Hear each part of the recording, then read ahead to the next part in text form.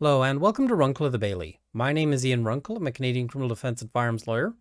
Today I want to talk about an important issue that was just reported on by the Toronto Star. The headline is, "Why are Canadian police using expired blood collection equipment in DUI investigations?" Now I'm going to have some quotes from this article just so that you can understand my comments and thoughts. However, I'm also going to link the full article in the description below. I recommend you check it out. It's going to have additional information, and it's always good to check the original source. Don't just take my word for it. At any rate, the issue here, just to provide some background so that people understand what's going on, is that sometimes in investigating various driving-related issues, police may need to take bodily samples. The most common bodily sample, of course, is a breath sample, where you blow into a machine, and they've got different machines for different stages of the process, but that machine provides a result that indicates in some fashion your level of impairment. However, that's not always possible. It might be, for instance, that the police are looking into impairment by something that you don't breathe out in the same way that you do alcohol. Or you might have some sort of medical issue that prevents you from blowing into it. Or you might be injured, and I suppose an injury is a medical issue, but you might be injured on scene. And so if you're being carried away unconscious on a gurney, you're probably not able to blow into the machine. So in those cases, police may instead rely on a blood sample. Now, those blood samples are taken with little collection kits, and those kits have an expiry date on them. One particular model that's reported in this article expires in 12 months. Now, it's just like milk, where your milk has an expiry date. What happens when your milk runs out that timer? Well, maybe nothing. That milk might still be good to drink, but maybe something. That is the point where the manufacturer says, listen, I can no longer guarantee or provide a reasonable sort of confidence that this is still going to do what it needs to do. The rubber seals break down, different compounds may break down, and those things may in some ways affect the test. Because of this, in clinical settings where they're using this to diagnose you and provide treatment, they won't use an expired test. If it's expired, that's got to get thrown out, and they've got to find one that's current. However, the RCMP have a bit of a different policy. So let's go through and look at the RCMP spokesperson's quotes here. So they say, as part of training, RCMP officers are taught to check all equipment and replace as necessary. Should there be no alternative kit available, there may be occasions where it may be necessary for an expired kit to be used.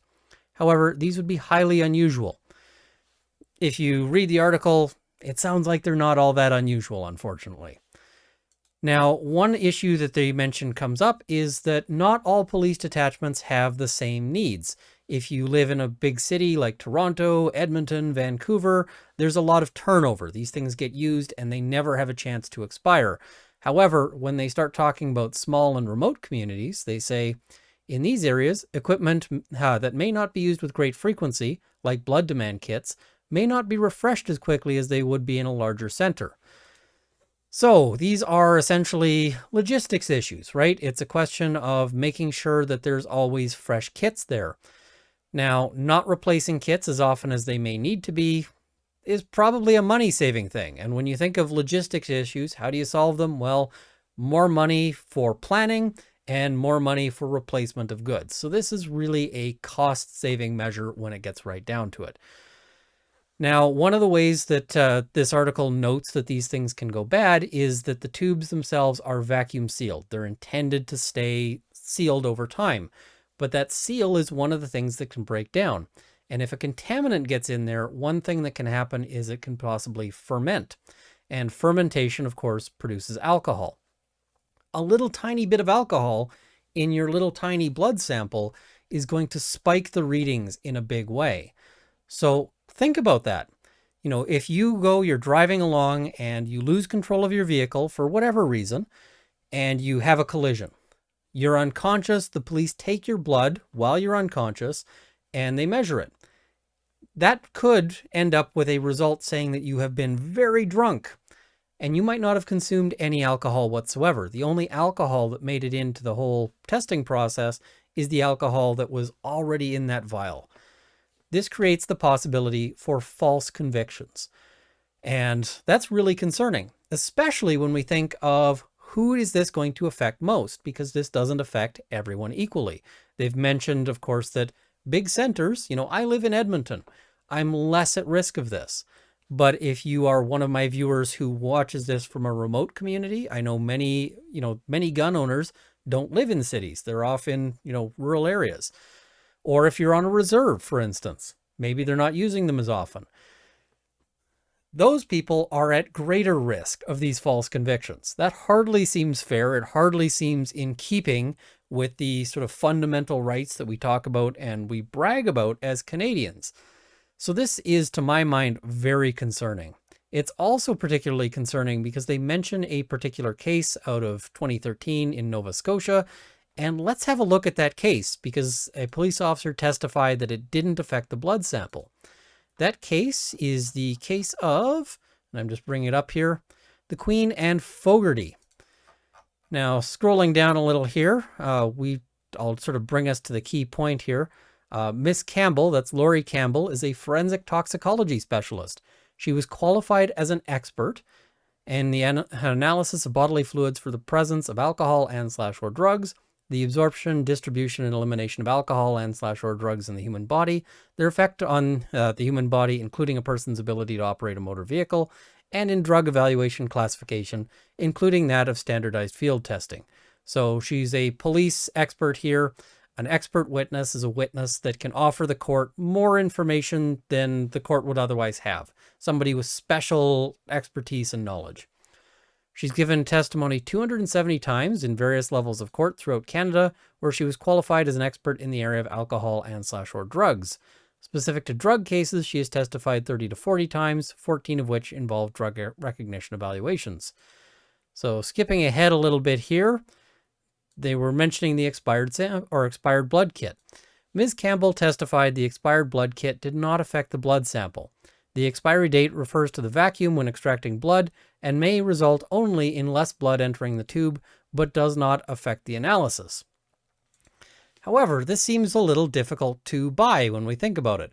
If it doesn't affect the analysis, why won't they use these for clinical use? And we've already there's a different expert who's testified specifically to a way it could affect the analysis if stuff gets in there. I have very strong doubts that there've actually been the sort of rigorous scientific testing of expired blood kits that you would need to know in order to be able to say that it doesn't affect the blood sample. Really, in order to be able to make that assertion, you'd need to actually do testing on this. Get a bunch of blood test kits and possibly blood test kits from different manufacturers, because different manufacturers might have, they might do different things when they go bad, and see what happens. When this is 6 weeks over, what happens? What can we expect this to do? Maybe it's nothing, but maybe it's something. What happens if they've been stored in different conditions? Does it matter if it's been riding around in a police officer's trunk versus if it's been sitting on a shelf somewhere? I find it very difficult to believe that the appropriate and necessary testing has been conducted in order for that kind of assertion to be confidently made.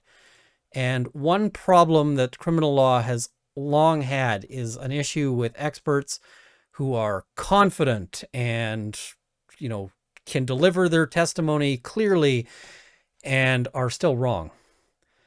We've seen this with, digestion analysis. We've seen this with hair and fiber analysis. There's all of these fields of sort of scientific expertise, particularly in the criminal law sphere, that were considered, gold standard, putting people in jail based on this stuff, and that later turned out that they weren't any good. So I think this is a bit of a shocking practice. I would love to see the court say, listen, if it's no good, I don't see how we can accept this. This is a defective test.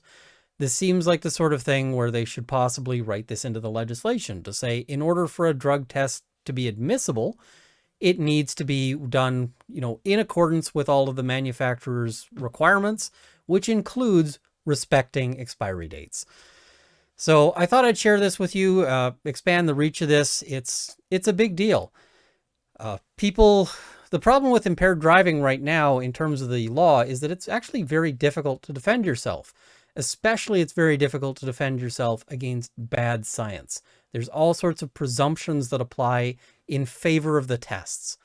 And so people will often say, and they may actually have, bar receipts and so forth to say, listen, I didn't drink as much as the test is showing. Is the machine broken, or was the test done improperly? And it looks like the RCMP are certainly doing at least some of the tests improperly. So I have issues with that. I would love to see this practice end. I don't have a whole lot of faith in our legislators right now, because all of the legislation that we see seems more inclined to convict people.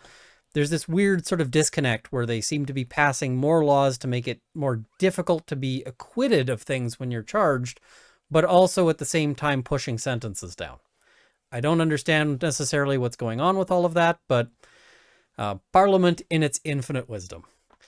Anyway, thank you for watching. As mentioned, the full article is linked in the description below. Do check it out.